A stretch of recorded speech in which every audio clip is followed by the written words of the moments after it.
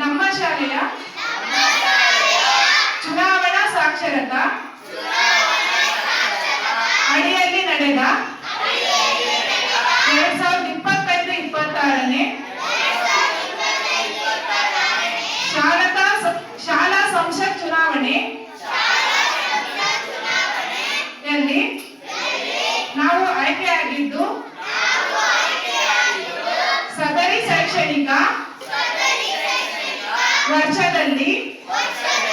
ನಡೆಯುವ ಶಾಲೆಯ ಯಾವುದೇ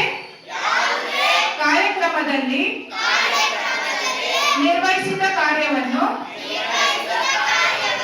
ಶಾಲೆಯ ಏಳಿಗೆಗಾಗಿ ಕಾಯ ವಾಚ ಮನಸ